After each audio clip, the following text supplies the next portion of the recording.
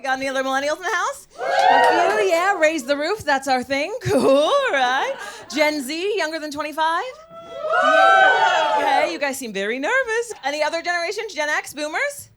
Yeah, oh, none. Okay, cool.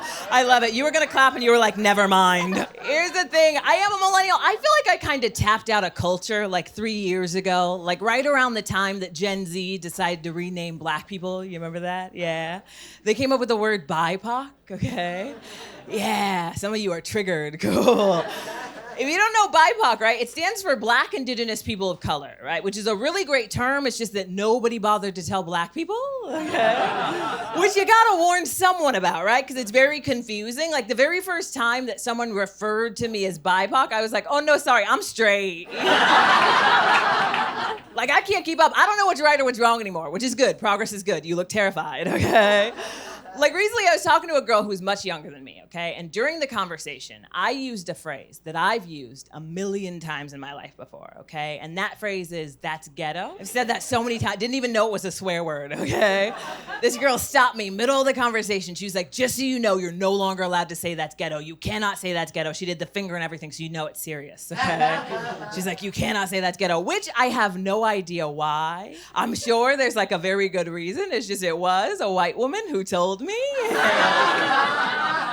I could not hear her over the audacity. I was like, I don't think you're allowed to say that to me. Also, white women, I love you. There's so many of you here. Cool. I love it.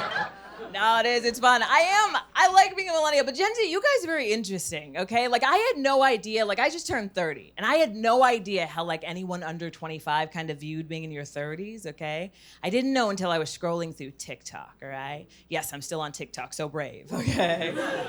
I was scrolling through, and I came across this TikTok from this, like, 16-year-old girl, right? And she did it like it was a conspiracy theory TikTok, right? It was, like, dark music and, like, ominous lighting, and I was like, ooh, she figured out who killed JFK. Gen Z, we know who JFK? Yeah, okay. Sometimes they're like, it's an airport. That is correct, okay. No, I thought she like figured something out, right? And the 16-year-old girl, she opens her mouth, she goes, celebrities you won't believe are in their 30s. I was like, I didn't like that hard R. Then I was like, who's she gonna name, right? She was like, Miley Cyrus, Selena Gomez, Morgan Freeman, probably. I was like, that man hasn't been 30 since he was 5. Oh, weird. People get so weird when you start talking about age, which is like my new favorite thing to do. I think it's because it makes a lot of people wildly uncomfortable, which I'm obsessed with, okay? Right? Like, I don't really like people who don't like talking about age, right? Like, you ever met one of those women who's like, ooh, like a lady never reveals her age, right? And it's like, your name's Ethel. Like, I think we can round up. Who are you trying to fool, okay? I do think, here's the thing, I think you should enjoy whatever age you are, okay? No matter what you are, whatever age. I love being 30, all right? But there is something about like your early 20s. You guys remember your early 20s? Like, you can be naive in a way you can't in any other age in life, right? Like, has anyone talked to a 20-year-old recently? Yeah, all the men look very nervous. You're like, define talk to, what do you mean? I love it. No, I was talking to a 20-year-old friend of mine recently, right? And I asked her a very simple question on the surface, okay? I said, what did you do this weekend, right? And she told me that she went to a wedding-themed party. A wedding-themed party. I was like, was it just a bunch of people mocking my dreams? It's like, what's a wedding theme party? I'd never heard of that. I was like, what is that? She was like, oh, I had a friend who got engaged. I was like, that's called an engagement party. She was like, no, like wedding themed engagement, what's the difference? I was like, well, one's an engagement party and the other is a cry for help. Like, I'm a 30-year-old woman. If I threw myself a wedding themed party, my friends would throw me a party themed intervention. Would not work out full circle for me, right? It is fun. Good time to mention I am single. Any single people? Yeah? Okay, not happy about it. Cool. Someone went progress. You're like, woo, okay. I like being single. Here's the thing. My friends keep like trying to set me up. Like recently I had a friend set me up on a date with an NFL player. Okay. Ooh, a few gold diggers in the crowd. Cool.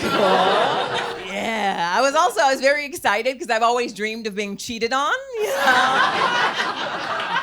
Would have been great. Cool. Here's the thing, though. I like being single, right? But it is tough. I'm a straight woman, okay? Anyone brave enough to say they're a straight woman? Yeah, I love it. Okay, cool. We're not very popular anymore, are we, right? We kind of age out. We're like the like Abercrombie and Fitch of sexuality, right? Everybody else is like, we did that in high school. We grew up, okay? True, it's not good. Like, I like being single, but I'm always trying to figure out like where to meet men, right? I feel like that's like the biggest issue these days is like where to meet men. And you guys know how there's like too much true crime speak? Have you ever realized that right now? Like, especially when it comes to dating, right? Like recently, okay, I tried to go on a first date with a guy, and a friend all of a sudden, she was like, all right, just make sure he doesn't take you to a secondary location. I was like, I met him online, right? I'm not even sure he's gonna be at the first location, right? Like, let's figure that one out later, right?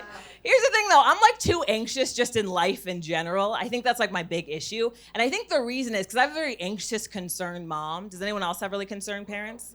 Yeah, okay. Like, this is fun. Like, my mom is great, right? But she's always like calling and texting to check up on me. And her calls and texts are sometimes so intense that they sound like they're the threats of danger, okay? Has anyone ever had a mom like that? Yeah. Like, it's a real thing. She called me recently. She was like, hey, just wanted to check in and let you know that I love you and also that a woman was just murdered in your neighborhood. I was like, why would I need to know that? Okay. She was like, I don't know, just watch your back. I'm like, did you do it? Like, is this a check-in or a confession, okay? Like, she loves to do this thing that for some reason I've learned a lot of moms like to do. Like, we got any moms in the house? Yeah, okay. Like, every mom is on like their own version of Google and it's like the dark web, okay? Right? Like, any point of the day, doesn't matter what I'm doing. It'll be like 4 p.m. on a Tuesday. She'll send me some sort of intense article link of like a dangerous thing that's happened to any girl my exact same age, height, or stature, you know? And they always have like the most sensationalistic headline. It's always like, woman slain in a Dairy Queen, family sad, mom told you so. Like, that's really sketchy, right? I think the reason I'm really anxious, because I grew up in like the 90s, early 2000s. I like to think our only version of struggle back then was like American Girl dolls, okay? Did anyone have an American Girl doll when they were a kid? Yeah, a few of you. I like the, right? They all came with like very intense, traumatic, like historical backgrounds.